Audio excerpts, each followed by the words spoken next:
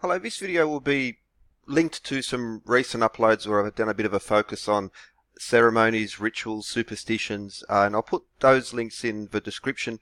But this will have to be a series in regards to cornerstones, and I'll split them up. So this will just be an introduction to them. There's a lot to do, a lot involved in this, and again, I'll split this up. So just as an introduction, this will be part one of a series. And the importance of cornerstones, also sometimes referred to as foundation stones. And again, the ritual, the ceremony, and the importance of these, relatively ignored items and what's connected with them.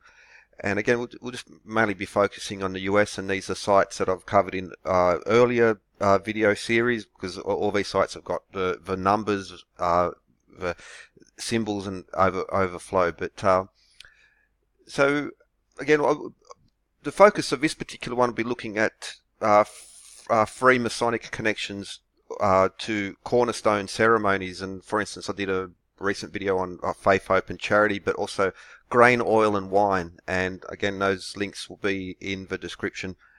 And just connections there. So these are some examples of cornerstones and how important they are. But again, in future episodes, I'm going to go into the history of it. So this is quite ancient. There are some very, very interesting connections that will connect to, pediments, Doric, Ionic, Corinthian, grain, oil, and wine, and anyway. So in churches, cornerstone ceremony is very important in Christianity, but also we'll go back to earlier times, Greco-Roman, even Ptolemaic Egypt and other places, and that will be focus of future episodes. But for instance, Ephesians 2:20, this is not the only instance in the Bible that it's mentioned, and again, especially the Old Testament as well, but the connection to Solomon's temple, which is so important in the Freemasonic tradition, and also to Masonry in general, especially the story of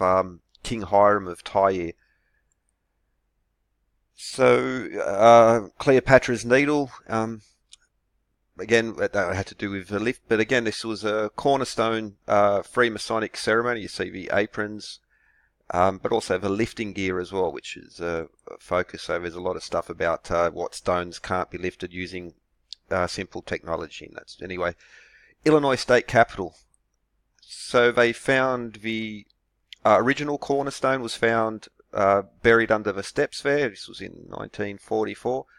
And this original cornerstone is now in, I forget which corner, but it's outside of the building there. And what's interesting, well, firstly, John Cochrane, but also he was one of the architects. Alfred Pickernard was another architect, and the Icarian movement, that's an interesting thing, the Icarian movement, you can look into that because it's got a lot to do with also mutual aid societies and utopian societies. The Icarian movement was sort of like, a utopian, almost like a commune type of utopian community, which was began in France but was quite strong, had a few little pockets here in the USA for a while.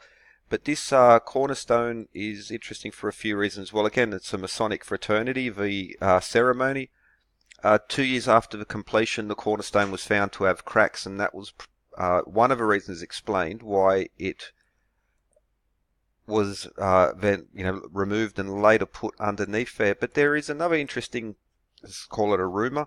Rumors persist for years. The original stone was removed because it was cracked. Not because it was cracked, but because it was inscribed with the name of former Attorney General Robert Ingersoll, who many believed is an atheist. For instance, at least in under the United Grand Lodge of England, Masons, you must believe in a higher power, so atheists are not allowed to join. But alternatively, there was also some who thought it was replaced because it was laid by Masons, which was offensive to some at the time. Well, given the prevalence of the importance of Freemasonic rituals in cornerstones around there, I would dismiss this one out of hand either it was cracked or that the name of former Attorney General Ingersoll, who was believed to be an atheist, I believe that they would be the more important ones. Missouri State Capitol building. This is a cornerstone ceremony could, yeah. So the cornerstone, where your cornerstone sets your building, the orientation of it, and pretty much all the dimensions, the location, orientation of the building is set by the cornerstone. So it is the groundbreaking ceremony will lay out the land, but the cornerstone ceremony cements where it will be. And these are capital buildings mainly, and public buildings and monuments, but in building churches, cathedrals, and older temples, even the layout of town plans, but that will be future episodes. But rededication of the Cornerstone, Missouri capital. So, for instance, again, Masonic ceremony, and by the square. This is to test the stone.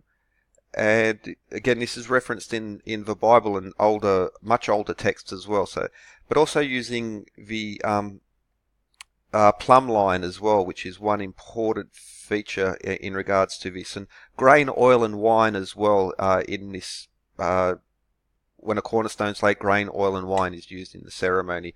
Again, I did that recently. I'll put that link in the description anyway. But also time capsules. And again, in future episodes, I'll have a look at this and how it is a very ancient origin. So, yeah, it's going to be quite interesting.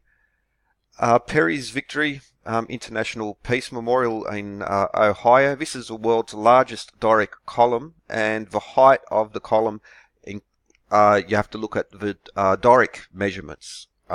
To get the conversion. Again, all these very harmonic, beautiful, musical, geometric, arithmetic, and astronomy numbers built into there in plain sight, as they say. It was Cornerstone 1913, dedicated 1936 by FDR, and again, lots of Masonic connections at the dedication, but also the Cornerstone ceremony, so we see that there. So the stones again would be tested with the square and the plumb line. Grain, oil, and wine would also be included, and it was also rededicated 100 years after. So once again, and it's on this tripod as well, which is a nice feature because there's a coin to commemorate it, and the use of the tripod. So this is the Sydney Masonic Museum. Block and tackle, this ancient lifting technology. You don't need magic ice cream cones. Sorry, but you just don't.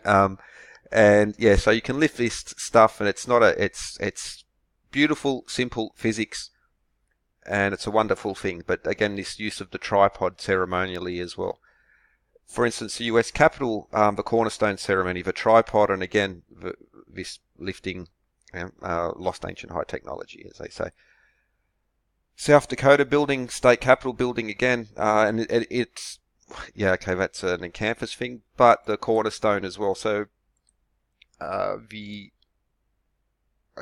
measures in the Statue of Liberty and these connections through these esoteric organizations hidden in plain sight, as they say, I don't know, forbidden, secret kind of knowledge, whatever you want to call it, but the cornerstone ceremony as well.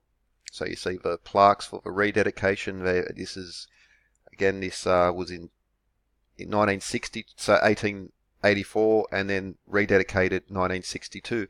There again we see the ceremony and the lifting gear and that type of stuff. Because what the stone workers have to do, they have to move stone, and stone masonry has been, it's connected with secrecy, these type of things, but well, the trade, the old crafts as well, and we'll look in that in future episodes, but the ceremonial trowel here. So grain, oil, and wine, and then usually the cornerstone would have a small hole included in it, and they would put in a time capsule usually, and then it would be ceremonially cemented over. And so this is why they have this ceremonial trowel used in the cornerstone ceremony. Again, very ancient tradition. St. Mary's Cathedral here in Sydney, Catholic Cathedral. Again, we see the tools of like the mallet, the trowel, and the square with important features. These are ceremonial items used in the ceremony for the laying out of the cathedral. U.S. Capitol building. Again, this tripod, Masonic procession ceremony involved in it. And something else I'll go into future episodes, but how many interesting cornerstones have been lost or misplaced?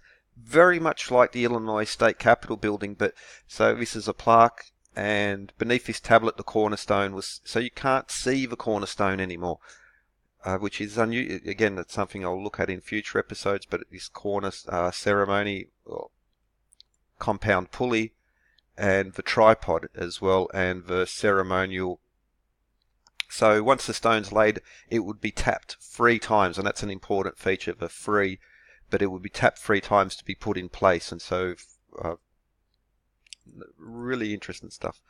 Masonic procession and grain, oil, and wine. I showed that earlier, but so for instance, the ceremonial, the grain, oil, and wine, again, very old. It's even referenced multiple times in the Bible, for instance, but does go back even well before that period as well.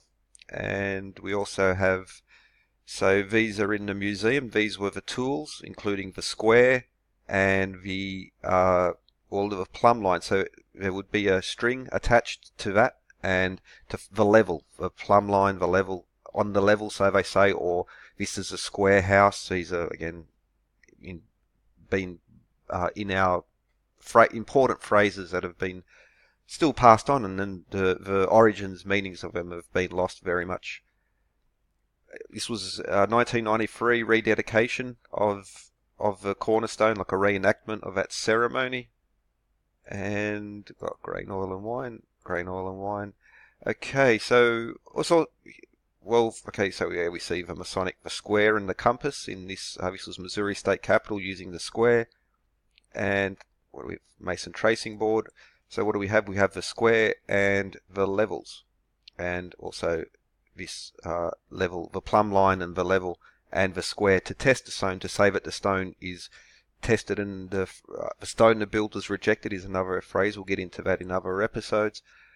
So there we see the stone, and then we have the finished stone, even with the lifting point as well. I mentioned earlier, I showed the mallet at St. Mary's Cathedral.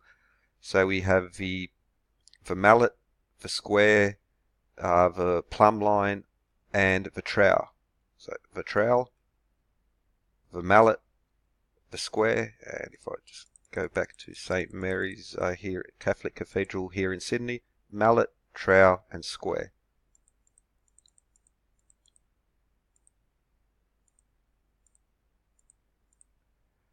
This was a first stone, Baltimore, Ohio, but again, well, you see him testing the stone with the square, and you even see the on the level there as well. It's not. It's basically this item, this one or this one. There's subtle differences there, but they're very important. Also, they would ring bells at the ceremony. Again, this is quite an old thing, but again, what do we have? We have the bell and these important rituals. St. Mary's, okay, so there we see clearly the mallet, the trowel, and the square. And this is a Catholic cathedral, and this is much older than the modern Masonic fraternities, which themselves are much older, going back to the craft guilds and the old stonemasons, Greco-Roman times, and even back. And we'll see in Egypt as well, especially a lot of these temples in Egypt, which are called ancient Egyptian, are actually Ptolemaic. Even though the hieroglyphs, the gods depicted are very Egyptian looking, they were actually built in the Ptolemaic period and the Roman period as well. So cornerstones, again, this will just be an introduction, and this has been like a focus on more recent times, especially the Freemasonic tradition, major public buildings, temples, these types of things, and the connections in there. More to come on this because, yeah, it's quite very, very interesting connections, because I'll also connect to grain, oil, and wine, Palmet, and well, some other recent uploads I've done. Those links will be in the description. So that's pretty much it for part 1. Hope you enjoyed, and have a good one.